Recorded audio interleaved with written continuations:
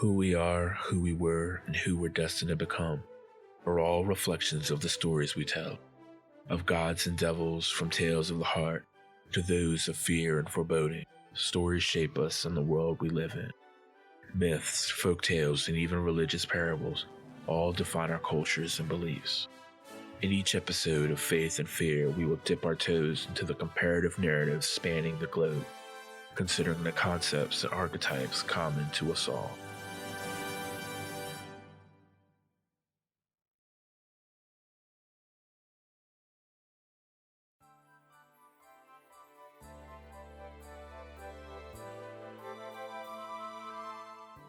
Inlay Shalom and Prazir. Hello and peace. It's a pleasure. Thanks for following me down the rabbit hole once again on my journey to better understand the stories and beliefs that shape us. Happy holidays and welcome back. As always, you've been missed. Santa Claus is anyone who loves another and seeks to make them happy. Edwin Osgood Grover. Last week, we started our winter holiday series with Christmas monsters, and this week we will be continuing that theme with the jolly old fat man, the man in red, the gift giver, and reindeer wrangler himself. Of course, I'm talking about Santa Claus. But before we get into that, I want to give you all a heads up that after this month, I will be taking a 2-week break, and following that, switching to a bi-weekly format. I'd love to continue putting out a new episode every week, but for now, every other week will just be more manageable and allow me to remain consistent, especially with the level of research and care I want to put into each episode. Maybe in the future that will change, but for now, this will be the case. But enough about all that. Back to tonight's topic. Unlike last week, this episode is perfectly kid-friendly, so feel free to cuddle up with your little ones and listen together to the several depictions of Santa from around the world. With a little bit of magic, the long-lived saint continues to spread joy and cheer everywhere he goes, taking on many faces. Kris Kringle, Father Christmas. He is the legendary figure and keeper of many names. With his round belly, long red coat, fur-trimmed hat, and snow-white beard, Santa is known for giving gifts to good little girls and boys, spreading hope and joy all over the world. Accompanied by his army of talentedly skilled elves and magical flying reindeer, together they've become the face of the season. So let us begin exploring the Christmas legend and his many incarnations.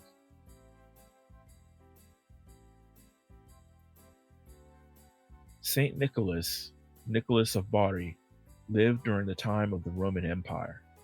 He was a Christian bishop born of Greek heritage and has had a number of miracles connected to his veneration. Known as the patron of children, merchants, students, and a number of other things, Nicholas the Wonder Worker's notoriety grew quickly among believers. His practice of secretly giving presents to children gave birth to Sinterklaas, eventually evolving into the legendary figure currently known as Santa Claus.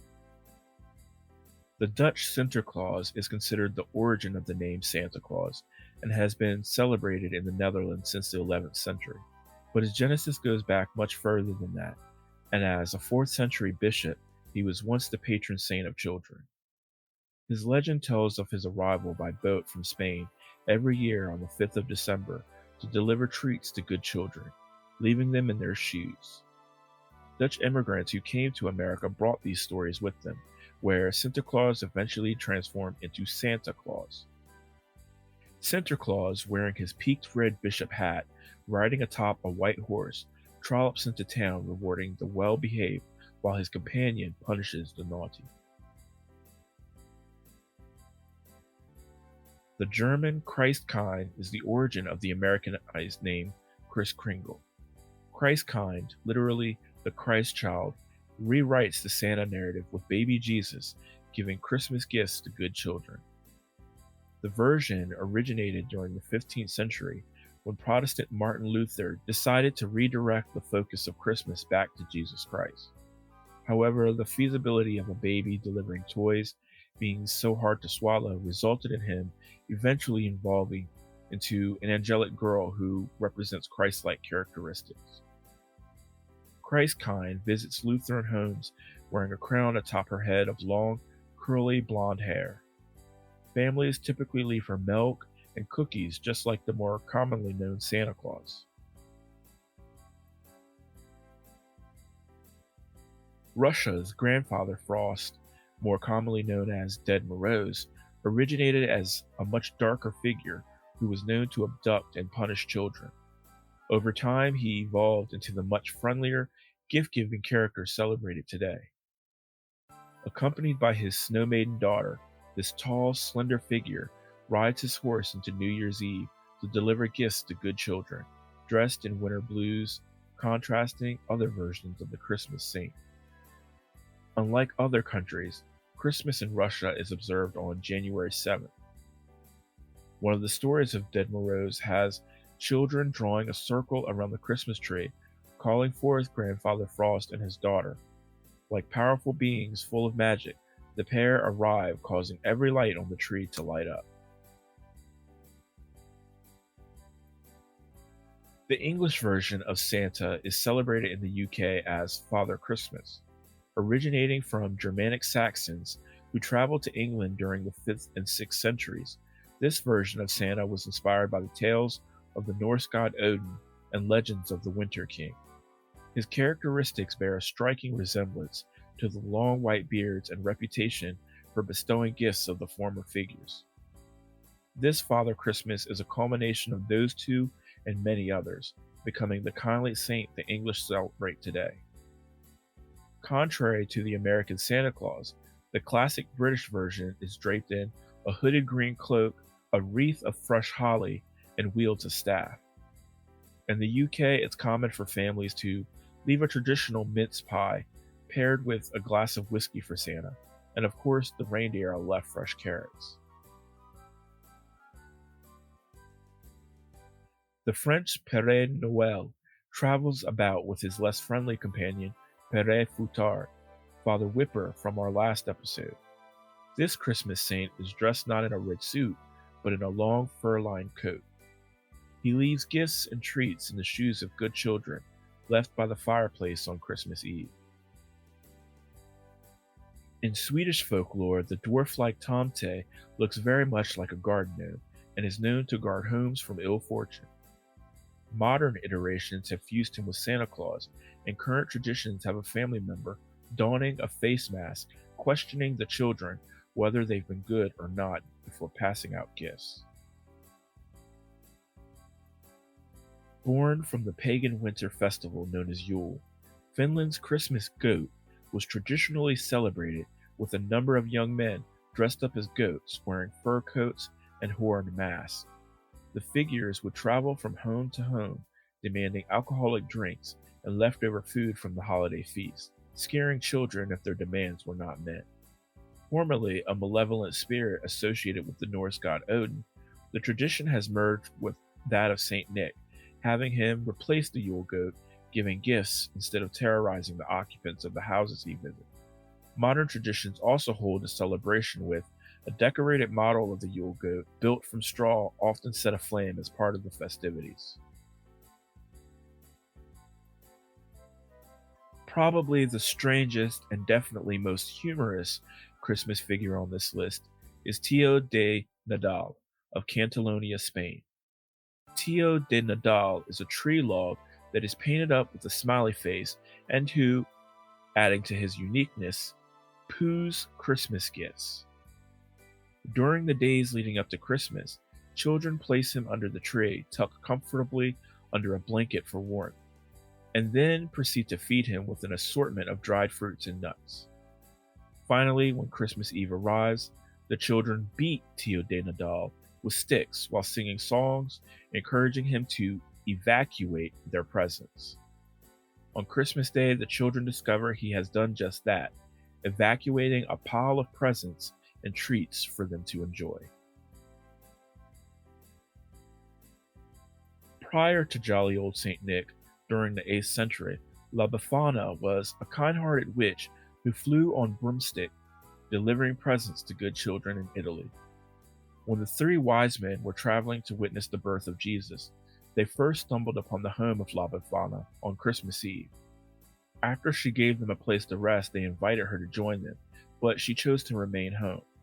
However, some time after the wise men left, she changed her mind and did her best to catch up to them, but she never found her way.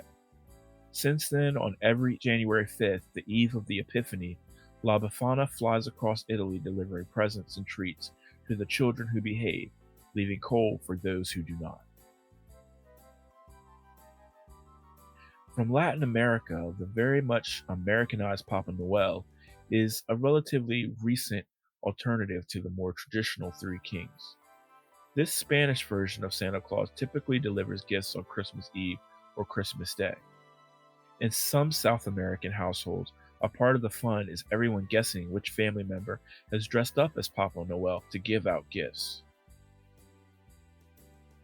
The Three Kings, or Los Reyes Magos, who are known to have brought gifts to celebrate the birth of baby Jesus, continued doing so by bringing gifts to Spanish children on January 6th, the anniversary of the day they reached baby Jesus. A part of this tradition has children in Hispanic countries writing letters to their favorite magi, Balthazar, Gaspar, or Melchior, asking him for gifts just as other children do with Santa. Another difference has children leaving offerings of snacks for the Three Kings and hay for the camels they ride in on instead of reindeer. The humorous take on Santa, known as Santa Kurohsu, originated during a 1970s marketing campaign for KFC. This marketing strategy has forever blended the depictions of Santa Claus and Colonel Sanders into one confusing but highly intriguing Japanese icon. Also in Japan, there is a Buddhist monk believed to arrive every New Year's Eve bringing gifts to good children. New Year's Eve in Japan resembles the American Christmas much more so than their actual Christmas, and the jolly round monk has a lot in common with the good old Saint Nick. One of the traits specific to Hoteiosho, however, is the eyes in the back of his head that give him the ability to see which children are naughty and which are nice. This isn't even a complete list. There are still a number of other Christmas figures out there, some more well known than others, many who have transformed and evolved over the centuries. With the rise of globalization, Father Christmas's reach has only grown, taking on as many forms as needed to spread the messages of joy, peace, and goodwill towards others. These are the principles I want you to carry forward with you into the new year, and together we can make the world that much brighter. Next week, concluding our holiday theme, we will be discussing winter holidays as a whole, from Hanukkah to Yule, from Christmas to Kwanzaa.